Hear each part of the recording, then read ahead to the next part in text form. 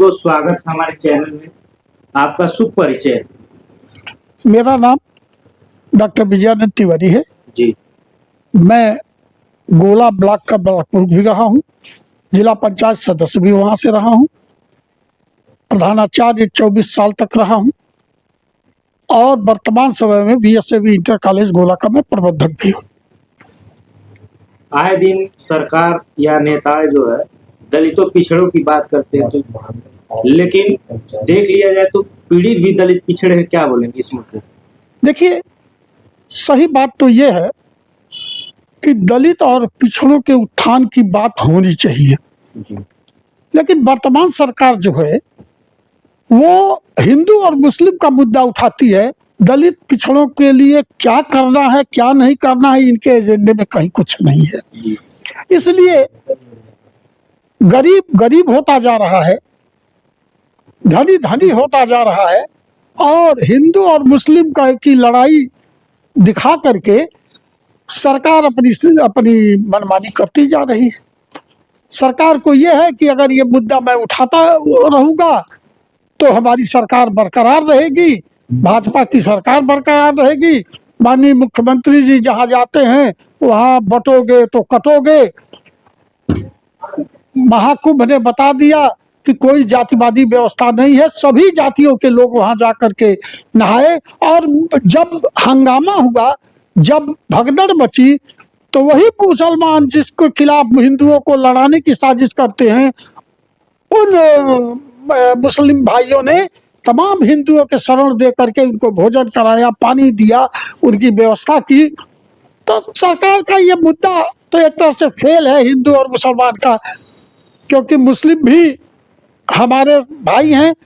कुल लड़ाई लड़ करके भी किसी मुसलमान को बाहर नहीं भेजा जा सकता है, रहना उनको भी हिंदुस्तान में है, हम हिंदुओं को भी हिंदुस्तान में रहना है। इसलिए मेल मिलाप करके ही रहने में सबकी भलाई है। आए दिन जो है लोग कहते हैं सबका साथ सबका विकास।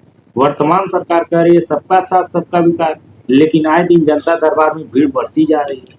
देखिए, सबका विकास और सबका साथ कहना आसान है, लेकिन जब आप एक तरफ हिंदू और मुसलमान की लड़ाई कराने की कोशिश करेंगे और दूसरी तरफ सबका विकास सबका साथ की बात करेंगे, तो कहाँ तक कहाँ फलीभूत होगा ये नारा ही इनको बंद करना चाहिए कि सबका साथ सबका विकास। इसलिए कि विकास के नाम पर तो कुछ नहीं हो रहा, अधिकारी लूट रहे हैं। अच्छा, ये बताइए, सरकार एक तरफ खनन माफियाओं पे अंकुश लगाने पर लगी हुई है, लेकिन माना जाता है सीएम सिटी है गोरखपुर है, गोरखपुर में आए दिन खनन माफियाओं का व्यापार बढ़ता जा रहा है। इस पे क्या बोलेंगे? देखिए, सरकार को खनन माफियाओं से पैसा मिल रहा है। सरकार को नहीं मिल रहा है, बल्कि भाजपा के लोगों को मिल रहा है। इसलिए अधिकारी भी उन पर हाथ डालने से डरते हैं, क्योंकि किसी खनन माफिया को जब ये पकड़ते हैं तो ऊपर से निर्देश आ जाता है कि ये हमारा आदमी है। निर्देश कौन देता है? निर्देश भाजपा के लोग देते हैं, दूसरा कौन देगा? भाजपा के लोग कौन है? भाजपा के वे लोग हैं जो सत्ता के नशे में चूर हैं, जो आम जनता के हित की बात नहीं करते हैं। खनन माफियाओं से पैसा मिलता है और खनन माफियाओं के लाभ की बात करते हैं। एक माना जाए एक जो विद्यार्थी होता है वो विद्यार्थी बेरोजगार होता है। बेरोजगार के ऊपर उसकी कॉपी किताबों पे, उसके पढ़ाई पर टैक्स लगा दिया जा रहा है। नई शिक्षा नीति लागू की जा रही है। क्या बोलेंगे इस मुद्दे? देखिए, पिछली सरकारों ने, किसी सरकार ने कोई टैक्स कॉपी किताब और कलम पर नहीं लगाया था, लेकिन वह अरे भाजपा की सरकार 18% तक जीएसटी लगी हुई है। ये सरकार ही नहीं चाहती है कि लोग पढ़ेंगे तो नौकरी मांगेंगे, नहीं पढ़ेंगे तो बेकार होकर के घूमेंगे, नौकरी तो मांगेंगे नहीं। तो सरकार अपना पिंड विद्यार्थियों से छुड़ाना चाहती है। सरकार का क्या मूल उद्देश्य है, आपको क्या लग रहा है? सरकार का मूल उद्देश्य है कि हिंदुस्तान में पढ़ाई बंद हो जाए। जी। उसका एक कारण भी बता रहा हूँ। आप देखिए गुजरात में तमाम सरकारी स्कूलों को बंद कर दिया गया, सारे प्राइवेट स्कूल हैं, अधिक पैसा लेते हैं इसलिए बहुत से लोग नहीं पढ़ पाते हैं। सरकार की मंशा ये है कि पढ़ाई कम हो, लोग मजदूरी करें, लोग चोरी चमारी करें, अपना जीवन यापन चोरी चमारी से करते रहें, पढ़ेंगे तो नौकरी मांगेंगे, हम कहाँ से नौकरी देंगे। क्या 15 लाख से आप संतुष्ट हैं? जो नरेंद्र मोदी जी ने बयान दिया था 15 लाख खाते में आएंगे, क्या वो जनहित में बात किए थे? देखिए जुमलेबाजियों की सरकार है, वो 15 लाख के जब 1 करोड़ भी कह दें तो वो भी जुमला ही है। तो बाद में उन्होंने खुद स्वीकार कर लिया अमित शाह ने कि ये तो जुमला था, और ऐसे जुमले इलेक्शन में चलते हैं। रामदेव बाबा कहते हैं जब भाजपा की सरकार आएगी तो 35 रुपया 40 रुपया डीजल पेट्रोल बिकेंगे। आज की स्थिति देख लिया जाए 100 रुपया 89 रुपया 90 रुपये बिक रहा है। इसके बारे में तो रामदेव जी से बहुत से लोगों ने पूछा जी, देखा भी। रेट बढ़ गए। बाबा रामदेव सरकार के एजेंट हैं जी।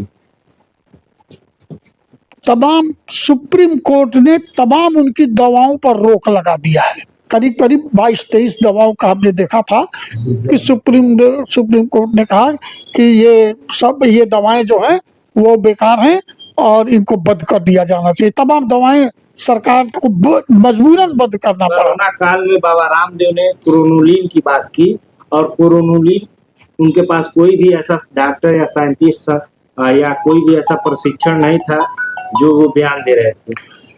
देखिए क्या उन पे कार्रवाई होनी चाहिए? आपको याद होना चाहिए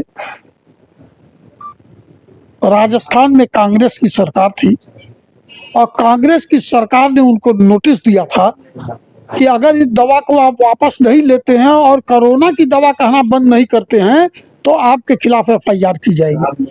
उसके बाद तुरंत उन्होंने वापस ले लिया।